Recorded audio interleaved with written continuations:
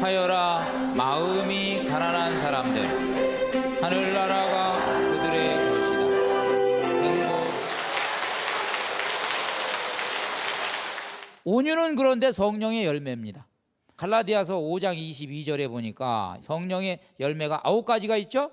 사랑, 기쁨, 평화, 인내, 호의, 선의, 성실, 온유, 절제. 그래서 온유가 바로 하느님이 주신 성품이다. 그러니까 내가 온유를 타고나지는 못했어도 성령의 은혜를 받으면 온유해집니다. 혹시 집에서 누가 성질이 좀 거칠은 분이 있으면 온유의 은사를, 온유의 열매를 주님으로부터 청하시기 바랍니다. 온유해집니다. 온유. 자, 온유한 사람은 땅을 차지할 것이다 라고 되어 있습니다. 땅, 이게 무슨 말일까? 땅을 차지하리라 그러면 이 땅은 축복을 상징하는 말이었어요. 우리가 땅을 받으면 물론 이제 사람이 살고 있지 않은 땅도 받을 수 있지만 사람이 사는 땅도 받을 수 있어요. 이 땅은 이거 굉장히 포괄적인 말이에요. 그러니까 사람들의 지지도 받는다는 뜻이에요. 천하를 얻는다 그러면 사람들, 그 후에 사는 사람들의 지지를 받는다. 그러니까 인복도 해당되는 거예요. 온유한 사람 주변에 사람들이 몰려들죠. 인복이 있는 사람은 성품이 전부 다 온유합니다. 보세요, 온유하죠. 우리가 그러면 이제 온유를 배워보기로 하겠습니다. 구체적으로 이제 온유한 사람이 누구였는가? 이 성경에서 대표적인 인물을 소개합니다. 아브라함입니다. 아브라함은 믿음의 조상이기도 하지만 온유한 사람의 전형이기도 합니다. 아브라함에게 있어서는 다행히 온유하고 믿음하고 합치했어요. 그런데 사실은 우리 신앙생활에서 믿음하고 온유하고 항상 같지는 않아요. 처음에 우리는 믿음으로 시작을 합니다. 그래서 이 믿음과 온유가 서로 따로따로 놓을 수가 있습니다. 그래도 상관없어요. 주님은 그걸 사람의 수준에 따라서 봐주세요. 따로따로 놀아도. 그게 무슨 말이냐 하면 내 뜻대로 기도하는 거, 그러니까 하느님 뜻대로 기도하는 게 아니라 내 뜻대로만 계속 기도하는 건 믿음이죠. 그렇게 되는 거죠. 그런데 이제 이 기도가 이제 점점 성장하면은 하느님 뜻을 따라서 기도하게 되죠. 그러면 이게 이제 나중에 완전히 합치가 될 때 믿음하고 온유는 하나가 되는 거죠. 그러니까 이제 주님의 뜻을 따라서 기도하는 거죠. 그러나 주님 당신이 온유하신 분이기 때문에 우리가 강짜를 부려도 당신이 양보해서 일단은 믿음만 가지고 기도하는 사람의 기도도, 그러니까 내 뜻대로만 자꾸 해달라고 기도하는 기도도 초보 단계에서는 들어주셔요. 일단 들어주십니다. 왜냐하면 이 체험을 주시려고 들어주시는데 맨날 내 뜻만 가지고 기도하면은 주님이 나중에 한 번 정도 질문을 던지세요. 너 자꾸 그딴 식으로 달라고 그럴 거야? 그러면은 여러분들이 알아들으셔야 돼요. 주님의 뜻을 따라서 기도하는 여러분들이 되시면 더 큰 일이 이루어져요. 사실은 더 큰 일이 이루어집니다. 아멘. 이거를 이제 우리가 영성적으로 이제 꼽아 보면은 온유한 사람은 첫 번째 순명한다. 순명하는 거죠.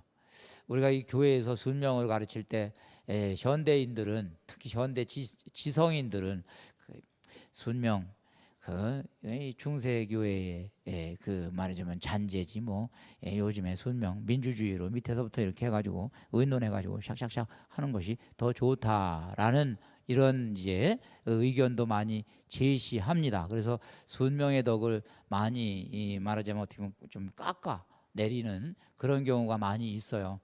많이 배울수록 순명하기가 어려워요.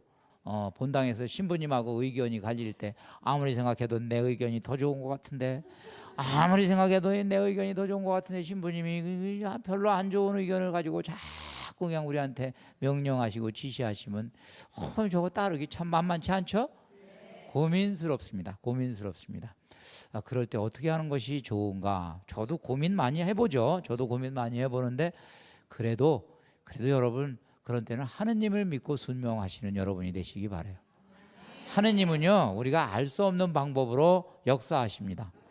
당신의 방법으로 역사하셔요. 그래서 우리가 이해하지는 못하지만 하느님의 지혜가 우리 지혜보다 높고 하느님의 길이 우리 길보다 더 높아요. 우리 저 이사야서에 나온 말이죠. 그래서 어떤 때는 인생 살아보다가 보면 나는 이렇게 갔으면 좋겠는데 하느님께서 가시는 길로 이렇게 가보면은 결국 그것이 훨씬 잘 될 수도 있어요. 그래서 그것이 순명하는 정신입니다. 그래서 우리는 순명하기 바랍니다. 우리들이 또 봐야 되는 거는 온유한 사람은 평화를 누린다는 말씀이에요. 마태오복음 11장 28절에서 29절 말씀입니다. 고생하며 무거운 짐을 진 너희는 모두 나에게 오너라. 내가 너희에게 안식을 주겠다 하는 말씀이었어요. 그것은 예수님이 이제 당신을 소개하는 대목은 아까 말씀드렸죠. 나는 마음이 온유하고 겸손하니 내 멍에를 메고 나에게 배워라. 그러면 너희가 안식을 얻게 될 것이다 라고 돼 있죠. 온유하니까 내 온유를 배우면 너희가 내 멍에를 메게 될 터인데 그러면 편안해진다 이렇게 얘기하셨거든요. 메게 되는데 이 멍에가 뭐냐면 상징적인 거예요. 아버지 뜻이라는 직이에요. 아버지 뜻을 지고 살면 된다 이 말이에요. 그럼 이게 무슨 말이냐? 아유 아버지 뜻대로 하세요 그러고 맡기는 거죠. 뭐 일하다가 여러분들이 좀 힘드시면은 아유 제 뜻대로 마시고 아버지 뜻대로 하세요. 삶어 잡수든지 말아 잡수든지 고 삶 사업도 맡기시고 다 맡기시는 거죠. 저도 사실은 이 온유의 기도를 자주 하는 편이에요. 온유의 기도 거의 뭐 매일 하는 편이고 아버지 뜻대로 이루어지소서. 왜 뭐 저야 뭐 어차피 뭐 시작부터 끝까지 다 하느님 사업이니까 뭐 안 되면 뭐 아버지가 망하는 거고 뭐 되면 저는 망할 거 하나도 없어. 손해 볼 거 하나도 없고 그냥 살다가 가면 되는 거고. 그래서 이제 진짜 제 주인 어르신은 누구세요? 하느님 아버지신가. 그러니까 마음 편하게 맡기는 거예요. 그래서 맡기는 여러분이 되시기를 바랍니다. 아멘.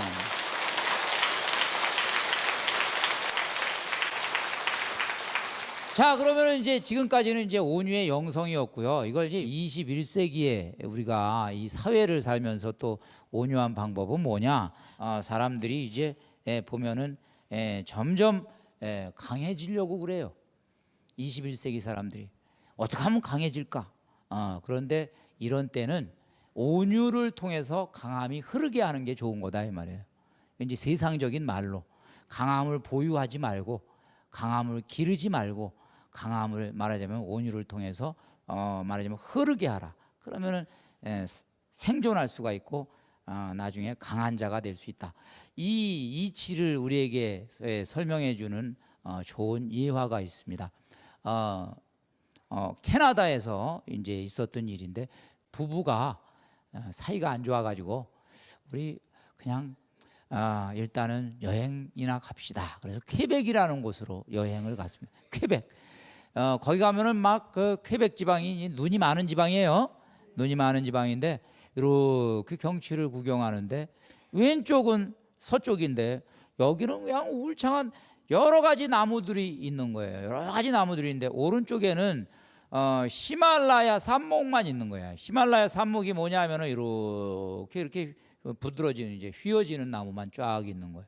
처음에는 이게 이제 사람들도 이게 이유를 몰랐어요. 왜 여기는 이 나무만 있고 왜 여기는 많은 품종의 나무들이 있는가 봤어요. 근데 이들이 이제 이렇게 여행을 하던 중에 눈이 마침 왔어요. 눈이 오고 바람이 불었어요. 그 눈이 오고 바람이 싹 부는 현상을 보니까 눈이 동쪽으로만 자꾸 내려요. 내리다가 동쪽으로만 내려요. 그러니까 서쪽은 이 바람이 이제 서에서 동풍으로 부니까 이쪽으로 동쪽으로 해서 눈이 많이 쌓이는 거예요. 이쪽은 눈이 안 쌓이고. 그러니까 눈이 안 쌓이니까 모든 나무가 여기서는 생존할 수가 있죠. 처음에는 여기도 여러 종류의 나무가 있었던 거예요. 여러 종류의 나무가 있었는데 이 중에서 마지막까지 크게 울창하게 살아남은 나무는 뭐예요? 히말라야 사목만 남은 거예요. 딱 보니까 왜 살아남았나 이렇게 보니까 나무가 눈이 쫙 내리니까 나무가 휘어져 가지고 그 하중을 견디는 거예요. 휘어질 대로 휘어져 가지고 하중을 견디는 거예요. 그러니까 생존한 거예요.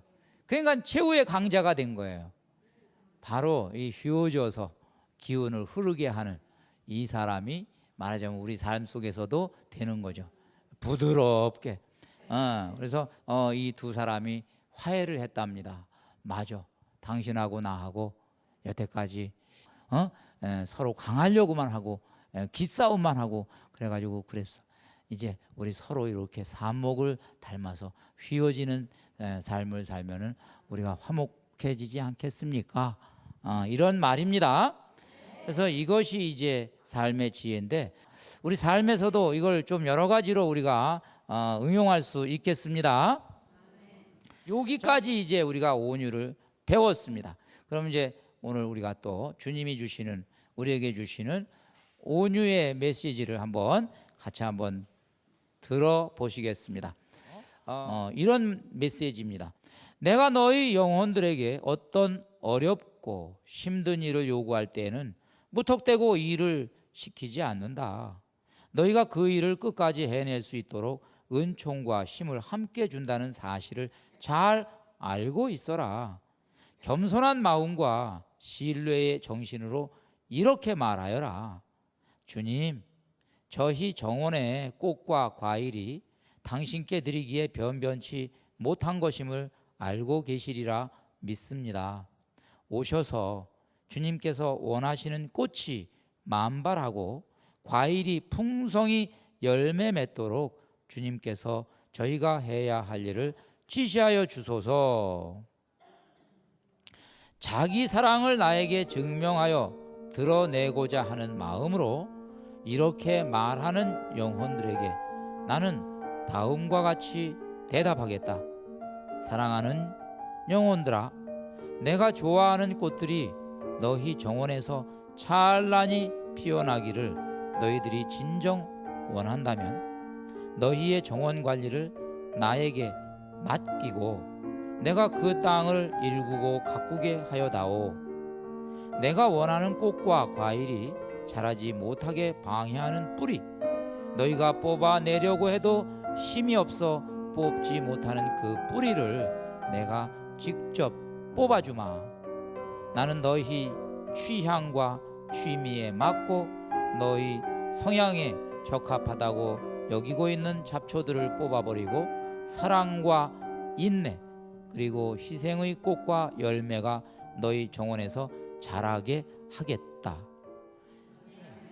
네, 오늘 우리가 온유에 대해서 배웠습니다. 이 아버지의 뜻이 이루어지소서 하는 그 아버지의 뜻에 대한 것인데, 영성가들은 이야기합니다. 아버지의 뜻을 내 마음에 온전하게 품으면 내 소원은 다 이루어진다. 그 뜻을 품지 않고 내 소원만 맨날 얘기하면 그것도 안 이루어질 확률이 높다. 그러나 아버지의 뜻은 과거의 일도 치유할 수가 있고 미래의 일도 미리 담보받을 수가 있다. 시간을 초월해서